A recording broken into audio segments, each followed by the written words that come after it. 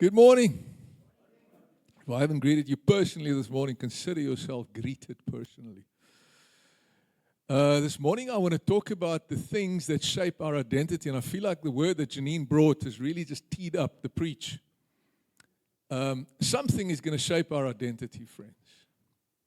Now, what is identity? Identity is literally that place from which we respond. So, let's think of a couple of examples. Let's say, for instance, I am a biker guy. Not that there's anything wrong with biker guys, but let's say I'm like a kind of a Hell's Angel type biker guy. Okay, there's something wrong there. Nothing wrong with bikes. I rode bikes for most of my life. But let's say that I walk around and I've got a leather jacket on with Hell's Angel on the back, and whenever you see me, I'm dressed in those clothes. I'm responding from a place in which I want to put my identity. Does it make sense? All right, so something is going to shape our identity, and that is literally what people are going to be experiencing from you. Whether you are aware of it or not, your identity will be what people experience. Now, one of the most powerful weapons that the enemy uses to stop our identity to be shaped correctly is low self-esteem. So I want to talk about low self-esteem, for example. Now, one of the things that I realize, hang on a second, guys, is I really have a sense here that there's something missing this morning. I don't know what it is. It's almost, and I'm not saying it's you guys, please. I feel like the Lord is wanting to do something, and I don't know if I'm missing it. Yaka, you're going to have to help me discern here. But I really feel in the Lord that we might be missing something. So if you pick up anything, please interrupt me. You can stop me, okay? All right. I really believe that the enemy uses low self-esteem to stop the purposes of God from flowing through people. And let's look at a couple of examples in Scripture about that. So the first one, let's look at Moses. So his low self-esteem, when the Lord called him and he said to him, I've chosen you to bring my people out of Israel and to lead them to the promised land. He started deflecting, he started making excuses, everything was wrong. And because of how he saw himself and because of his low self-esteem, in the end, the Lord actually got irritated with him. He's like, man, can you just please? I'm going to do the work, not you. So just get over yourself and let's begin to move. Second one I'm thinking of is Gideon. You guys know the story of Gideon. He was from the tribe of Benjamin, smallest tribe in Israel. At that point in time, they were being oppressed by the Midianites. The Midianites would come in and they would steal all their produce, everything they had. And Gideon was by himself, secretly inside a barn, busy threshing to get some food for his family, right? And there the Lord appears to him. And I personally think it was Jesus that appeared to him there. So, and he says to him, you're the guy. And I start off with, I think I'm speaking under correction, 300,000 men, which the Lord whittles down to 300. Now, in Gideon's case, he was seeking external validation. He was wanting the Lord or something outside of himself to confirm that he could actually be the one that the Lord has chosen. Leah, not to miss that the ladies also struggle with this from time to time. Jacob wanted Rebekah. He loved Rebekah. And wedding night, his father-in-law tricks him and he wakes up next to Leah. Now it's too late. He's married Leah and she's now his wife. The problem was, for Leah, she didn't feel loved. She didn't feel like she was the one that was chosen. So for the rest of her life, and if you look at the names that she gave her son, this is a good exercise to do, friends. If you want to find out what the Lord wanted to do through and in Leah, and you look at her response to it, go and look at the meanings of the names that she gave her sons. So she was struggling with performance the whole time. She wanted to be loved. She felt unloved. Last one, Jeremiah, also called by the Lord.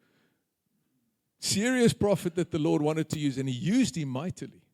However, his fear of man, his external fear was so great that he couldn't get going.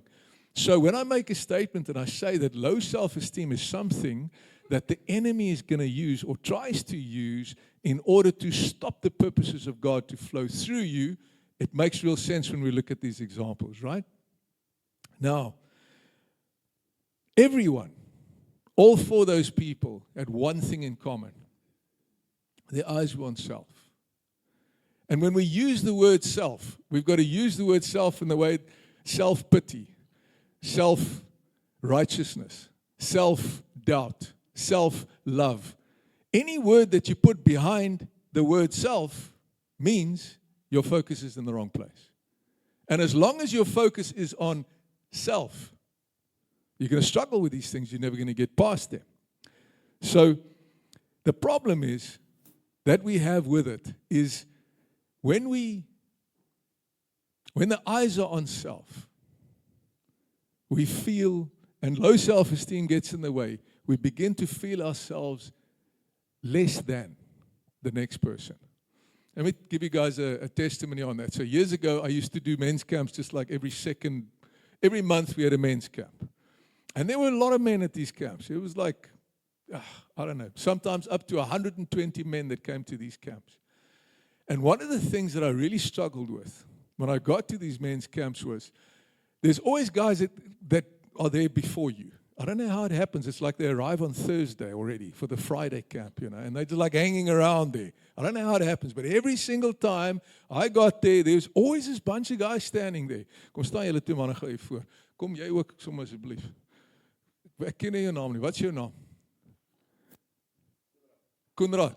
Ek is Andre, aangename kennis. Okay, so it's Johan, okay, and Ruben ken ek. So staan so 'n bietjie uit mekaar. So look at these three gentlemen standing over here. Between the three of them, they got enough muscles, right? I mean, they can move a couple of things. Now imagine 50 oaks like this standing there. And me, skinny van der Merwe, comes walking up. And I've got to now go and join myself to a group of guys that have been there already for, feels like 2 weeks, catering together, really know each other very well. And here I arrive as a stranger. You imagine the intimidation when you face up to these guys and you have to walk up to these guys when they're standing there. Thanks, gentlemen. Appreciate it. And I used to really struggle with self-doubt in this case. I was like, I felt so insecure walking towards these men like this. Let's leave that there for a moment. When there's insecurity in a person, they think of themselves as less or as inferior to others. Whether it's true or not is besides the point.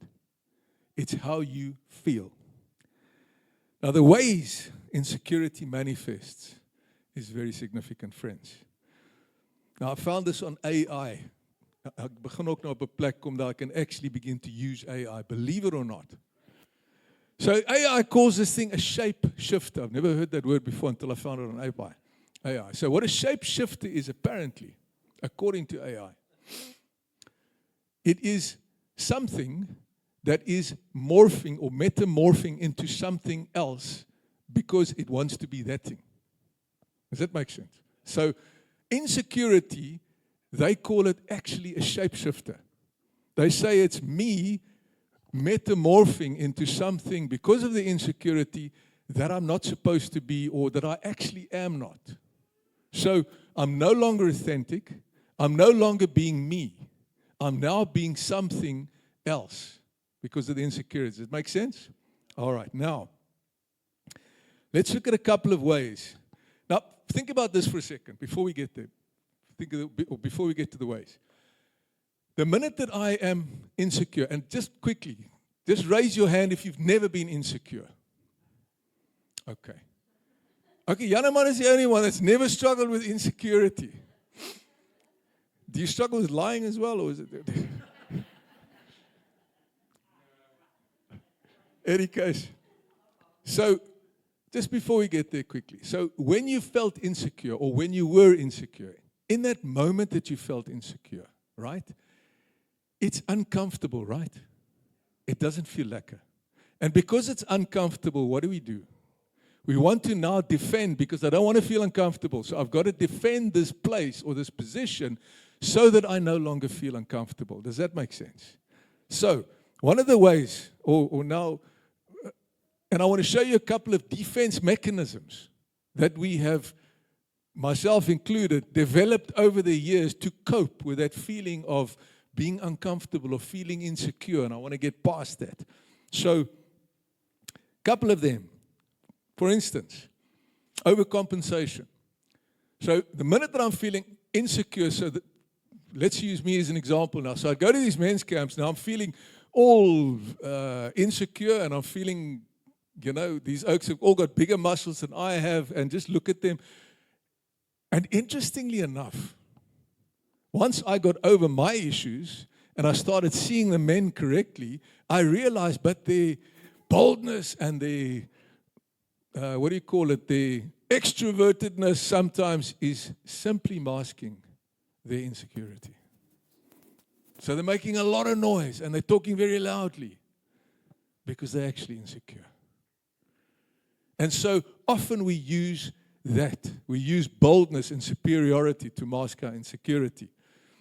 Another thing, when somebody is insecure and you share with them a victory, I tell Johan and I have played golf together, and I tell Johan, yo man, I made an eagle, which is, okay, for those of you, I played a really good hole of golf, right? And instead of him celebrating it with me, he says to me, but I made 2 eagles, man. You should have checked my eagles. So insecurity can then be when you're sharing the victory with somebody, they've got to now one-up you. Instead of just receiving it and saying, hey man, I'm happy for you. It's amazing that you made that eagle. That must have been really great. Instead of enjoying the moment with that person, we feel like, but I've actually got to one-up you now. Has that happened to anybody? People pleasing. Let's think about that for a moment. How much insecurity, or how much does our insecurity take us to a place where we now want to please people rather than pleasing God? Jeremiah, great example. I mean, he's like, Lord, you can't send me to these guys. How can I go and take this word to those guys? Can you imagine what they're going to do to me?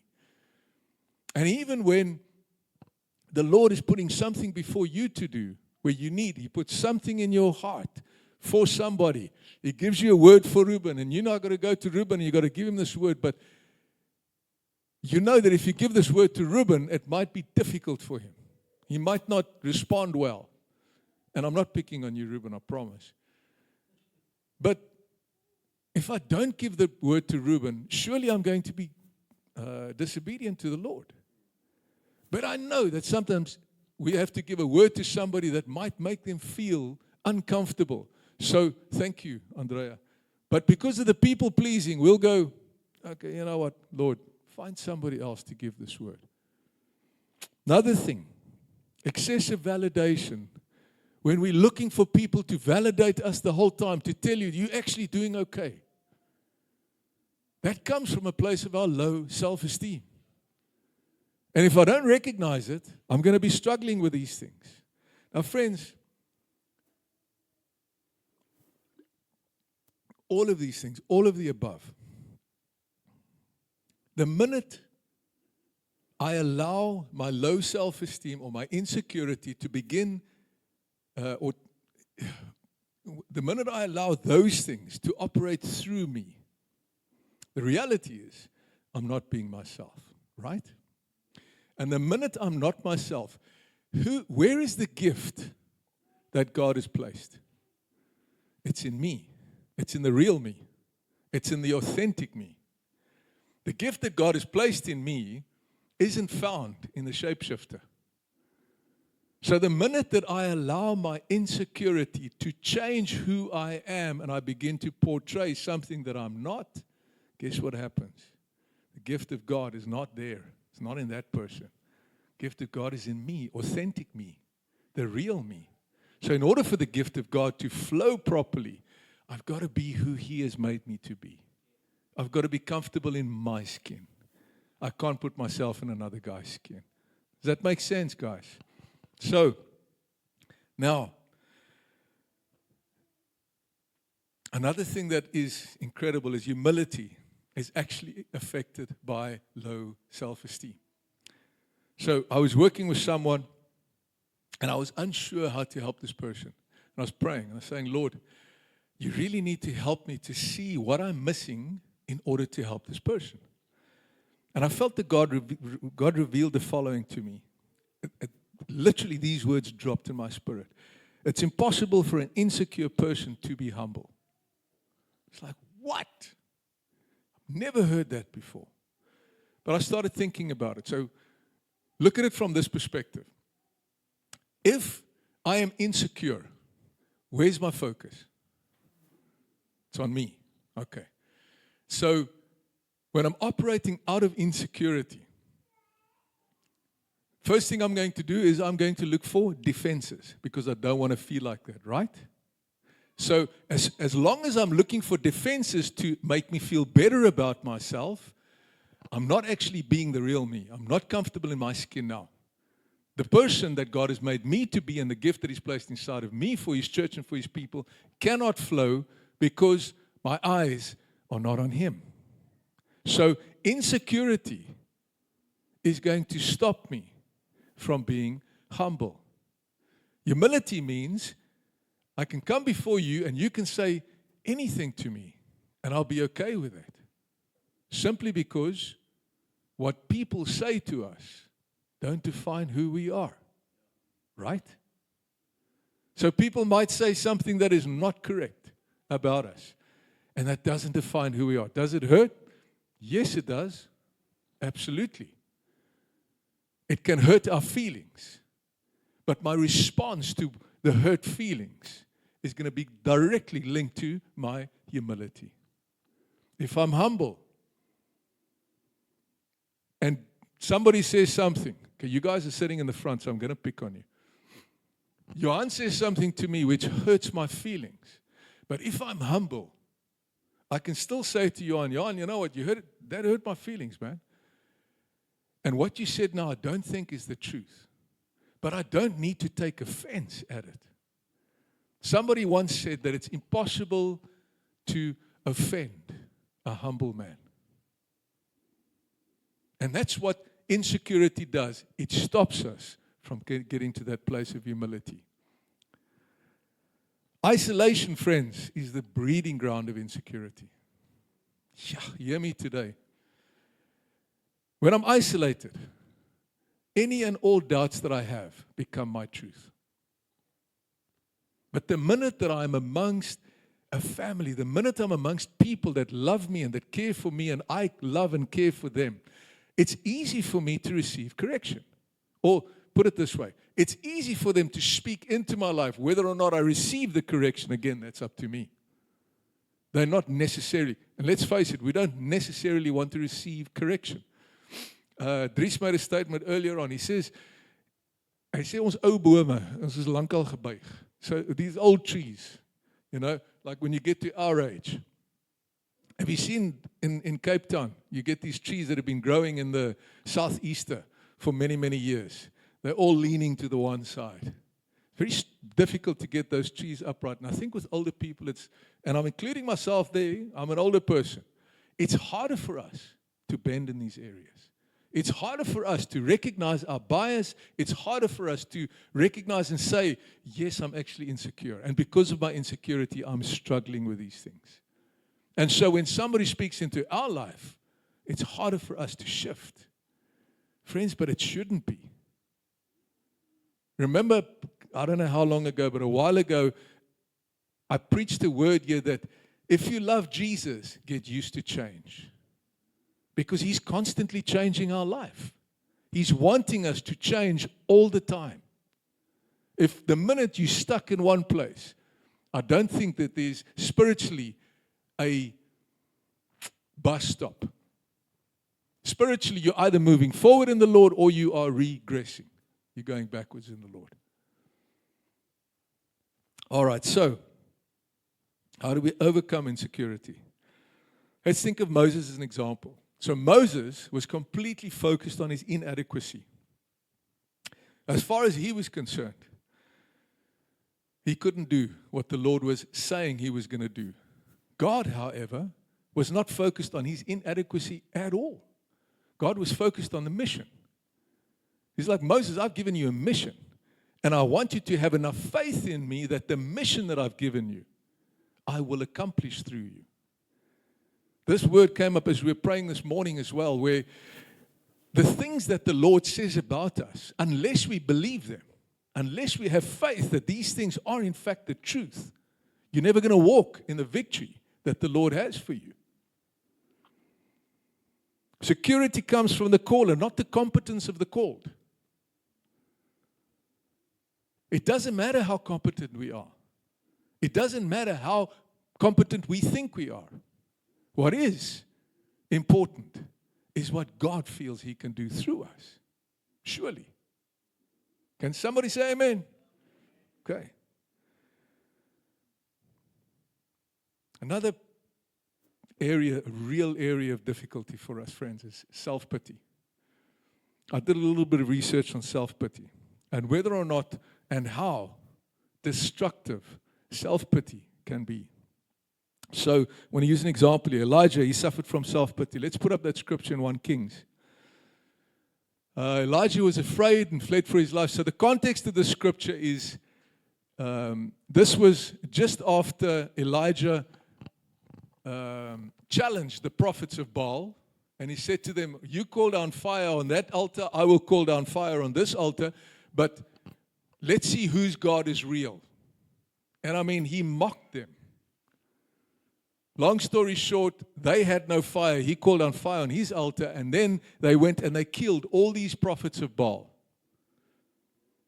After experiencing the power of God like this person, Elijah, this guy, Jezebel, the king's wife, says, I'm going to kill you. He's just killed a whole bunch of prophets of Baal. But he gets so afraid that he starts running away. Runs into the desert. Now he's run into the desert. He's sitting in the desert there. And because of what Jezebel said, Elijah was afraid and fled for his life. He went to Beersheba town in Judah. He left his servant there. He goes on into the desert, alone into the wilderness, traveling all day. He sat down under a solitary broom tree. He prayed that he might die. Prays that he might die. I have had enough, Lord, he says. Take my life, for I'm no better than my ancestors who have already died. Poor me. At that moment, after the Lord, I mean, guys, you got to picture this. He's standing there and he's saying to, and I think there was, how many prophets of Baal were there? There's a bunch. Was it 300 prophets of Baal? He says to them, guys, okay, I'm going to let you go first. You pray to your God for fire on this altar. So they start jumping around, they're smoking their tackies, they're cutting themselves, and he's mocking them. He says, maybe your God is sleeping. Come on, just shout harder, cut yourself more, smoke more tackies, and let's see what see what your God does. He carries on like this for a while. Then he says, okay, come to this altar over here. Chuck water over it. No. Chuck more water. No. Fill the moat around this altar with water so that there's no fire that can possibly burn this. And then he says, Lord, let your fire fall. And God lets his fire fall. The water is consumed. The altar is almost consumed. The power of God displayed right there. This is, I don't know how many days later. Say 2 days later. Can it be more? Say 2 days later. He's like, Lord, I've had enough. How can I?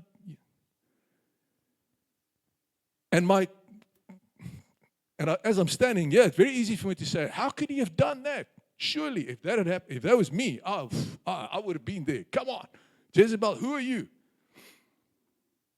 But then I realized there's been so many times in my life that I've done exactly the same. Where I've seen God working, and all of a sudden, the devil brings insecurity and self-pity, and I give in to it. Instead of resisting the devil, I give in to it. What happens when I give in to self-pity? Well, the devil takes it and he makes it a stronghold in my life. Very simple. Had Elijah remained there in self-pity, he would have died. Thank God he didn't. Because otherwise Elisha wouldn't have stood up. And the story goes on. So self-pity and despair, if entertained, will lead to demonic oppression. You're going to struggle to break free from this thing, friends. It will become a stronghold in your life. 1 Peter 5, 8-9. Stay alert. Watch out for your great enemy, the devil. He prowls around like a roaring lion, looking for someone to devour. Stand firm against him and be strong in your faith. Look at the next part. Remember that your family of believers all over the world is going through the same kind of suffering you are. You're not alone. Why are you feeling sorry for yourself? So every time I sit and I feel sorry for myself, I'm like the Lord reminds me, you're not alone. Everybody struggles with things. You're not the only one that's struggling with things. And if I get my perspective concerning that straight, why would I fall into self-pity?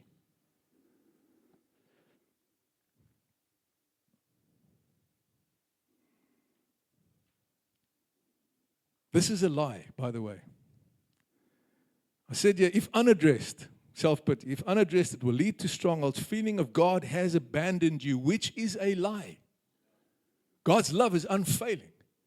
He says, even if you become unfaithful, I will remain faithful because I cannot go against my own nature. That is the truth. So all I need to do is I need to remind myself of the truth of who God is and what He says the minute self-pity comes. Now, in my case with the men's camps, the way that I overcame my low self-esteem and my insecurity when it came to the men's camps, when I sat before the Lord, first of all, I had to recognize I'm at these men's camps not for what I can receive out of it. I'm presenting and leading the men's camps not for my benefit. I'm doing it for the benefit of the men that are sitting at these camps. And so the minute that I took my focus, which was this way, and I turned it around, and I said, Lord, I want you to do in your fullness what you want to do through me for each of these guys. And my focus began to be on them. Guess what happened to my insecurity? Well, it disappeared like the mist does here when the east wind starts blowing. It goes. Why? Friends, our focus needs to be on Jesus. So, we've got to recognize that something will shape my identity. If my low self-esteem shapes my identity, I'm always going to be an introvert. Classically, the world talks about introverts and extroverts, and if you had to describe me as a person, I'm not an extrovert. I would probably be more described as an introvert than an extrovert. But I've got no problem speaking the Word of God to you, holding a mic and preaching the Word of God to you today, simply because my focus isn't on what I'm getting out of today. My focus is on how can I allow the Lord through me to flow to you, to give you something that He wants you to give, to deposit in your heart something of Him.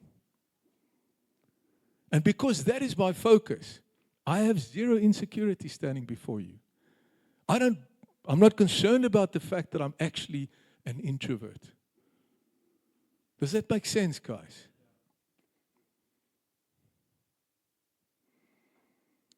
If I'm in a relationship with God through Jesus Christ, because I place my faith in Jesus, and I allow that foundation to shape my identity, if that becomes my reality, that will also become my identity. I want to give you guys 2 quick scriptures. There's many. I just took 2 quick scriptures that I want to just share with you. 2 Corinthians 5:17 and 18. This means that anyone who belongs to Christ has become a new person. The insecurity you used to have and struggle with before you became born again, you don't have to struggle with it anymore. You're a new person in Christ. The old is gone, new life has begun. All this is a gift from God, who brought us back to Himself through Christ, and God has given us this task of reconciling people to Him. So, important to see here that the minute that Jesus took you and sorted your stuff out for you and made you a new creation, now He encourages you. He says, okay, now get over yourself and begin to do it through others as well. Help others to find the same. But as long as my focus is on me, what can I get out of this Jesus? I'm still going to struggle with the same stuff. Amen?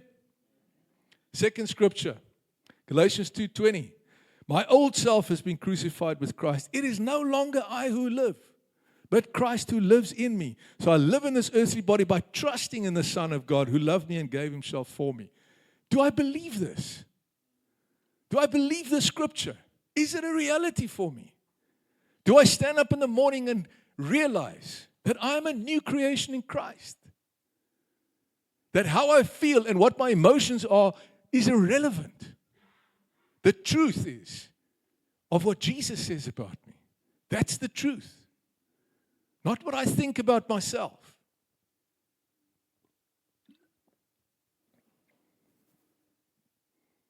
And if that is my reality, what have I got to be insecure about?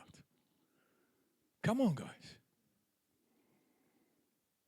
The more these scriptures become reality, the more it will become my identity.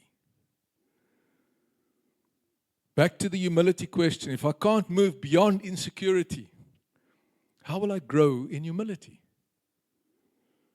Without humility, the Bible says it's impossible to get close to God. Why? James 4:6, He gives grace generously, as the scriptures say. God opposes the proud, and He gives grace to the humble.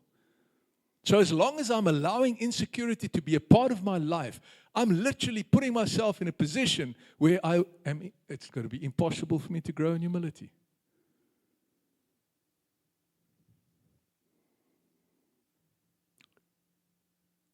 Do you guys get that point, though? I feel like this is an important point that we need to recognize. So, if my humility is connected to my focus, if my focus is on self, I'm not looking, my focus is not on God, right? That makes sense. Okay. Now, if my focus is because I'm concerned about how I feel and how other people are seeing me and how I can defend my insecurity, it's not on the Lord.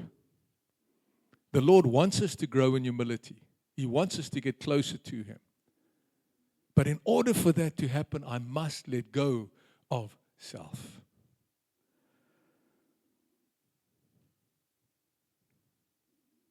How should we respond to somebody when we recognize their insecurity? Just as a side note here. Friends, let's have grace. When we recognize that somebody is struggling with insecurity, let's have grace. And let's allow them, let's help them to get past their insecurity as well. And I want to end with this today. I made a note here. I said, if the King of Glory is willing to humble Himself completely, even to the point of death on a cross, for my sake, am I willing to lay aside my position of honor, or my claim rather, to position or to honor or to importance? Am I willing, because of what He did for me, to lay aside what I think I should be getting? In other words, what I feel I'm entitled to. In conclusions, friends, we're different generations sitting here. I love the fact that we're getting young people to join us. There's an enthusiasm and a youth in young people. Now, the interesting thing, I was speaking about the older people, we struggle to bend. The young people, not. They don't struggle to bend. Their hearts are soft. And when you say something to a young person and the penny drops, the conviction comes from the Holy Spirit, normally they shift. They don't have a problem with it. Us older people, normally, we take offense. We don't want to shift. And my encouragement to us older people is, hey man, let's get our hearts like the younger people. We can learn from them in that respect. Younger people, recognize that the older people have lived much longer than you. They've got an experience and life knowledge that you don't yet have. And if you press in and learn from them, you actually won't make the same. You don't have to make the same mistakes they made. You can learn from their mistakes. So what am I saying? I'm saying us, the generations, we need each other. Do you guys know that song that says, and 1,000 generations will stand before the Lord? You know that song, right? That's the reality, friends. It's not about my generation that's important. It's about us as a body, irrespective of age, shifting, being soft, and being willing to say, Lord, here I am. What is it that you want to do through me for other people? And so in conclusion today, friends, the easiest way for us, the easiest way it was for me to get beyond insecurity rather, and get beyond self-pity and these things, is by placing my focus on God. Is by saying, Lord, it's really not about me. It is actually about you. So I want to conclude with that. Now, I kind of have a sense, friends, that I want to ask you guys to be really bold today. And what I want to ask you is the following. If you feel that for too many times in your life, you respond out of insecurity, and you want to change that today. You want to come before the Lord and say, Lord, I actually want to get my focus off myself. I want to actually stop struggling with self-pity. I want to actually stop making it all about me. And I really want to make it about you, Lord. And I want you to deal with insecurity in me. Help me to place my focus on you. Today, I want you to come forward, and I want you to come on your knees here before the Lord with me. Is there anybody that wants to join me?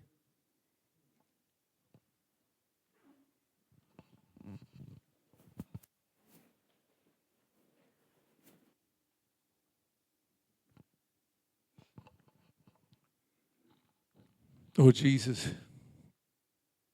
Father, as we humble ourselves before you today, Lord, as we come on our knees before you today, and Lord, there might be older people here that can't actually come onto their knees because it's too painful, Father.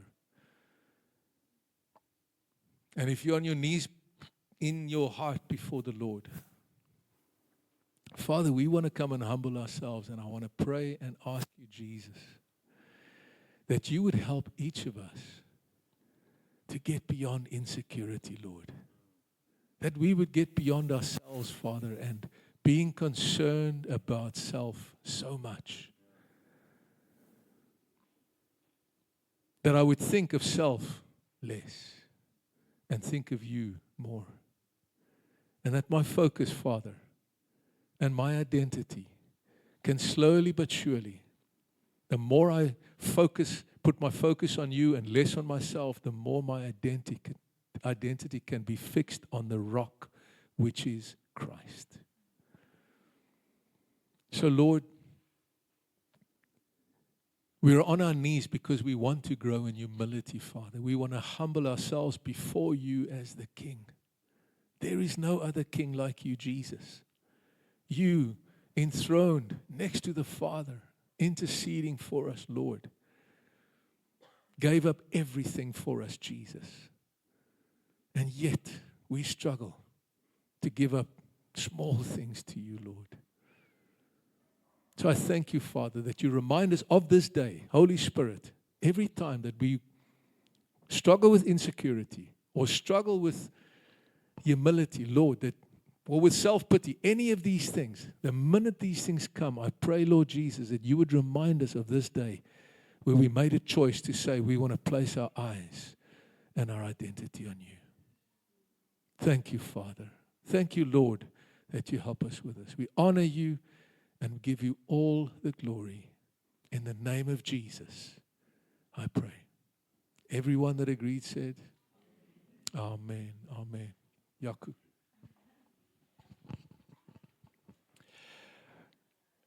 In the beginning, when Andre asked, what is missing? Immediately my heart was drawn to the communion table. And as he was teaching about this, it was just confirmed in my heart over and over again that we should use it together again. There was only one man on earth that walked in complete humility, and that was Christ. The reason for that was that he was filled with God. For it pleased God to dwell in him in all its fullness. Adam and Eve, the moment they sinned, what they did is they hid themselves away because they were ashamed. The life that was in them left them, and what was left was shame, was insecurity. When God came and looked for them, they were so insecure about who they now saw in them that they hid away from God. And the only way to deal with our insecurities is to fill ourselves with Jesus. Is to fill ourselves once again with the life that He is and the life that He has given us. The life that was stolen when we were deceived by Satan. And so I want to remind us of what Jesus said in John 6.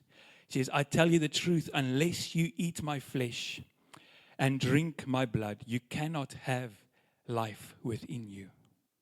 But anyone who eats my flesh and drinks my blood has eternal life, and I will raise that person at the last day. For my flesh is true food, and my blood is true drink. Anyone who eats my flesh and drinks my blood remains in me, and I in him. The source of life, Jesus, the source of life, remains in us to give us life again. I live because of the living Father who sent me. In the same way, anyone who feeds on me will live because of me. And I believe if we want to deal with our insecurities, we have to find life in Christ again. And the way we do that is with communion. It's not the physical juice and bread, but it is partaking of Him and asking Him to fill us once again with His life, so that we will no longer live in shame and condemnation and insecurities. So I want to invite us, even if you have used it before today, I want to invite us to come and make use of that and have a moment with the Lord and say, Lord, thank you for breaking your body so that my brokenness and my shame can be made whole. Thank you for washing away my insecurities and my pride and my offensiveness and my defensiveness and my self-preservation. Thank you for washing that away. I place my life in your hands. You are my life. I no longer need to protect my own life anymore. You are my security. I no longer need to create my own securities anymore. Okay, you know what I'm saying. So let us do that together and use that moment for the Lord to bring healing to our lives. Soos wat julle tyd het. Kom gebruik dit gou saam.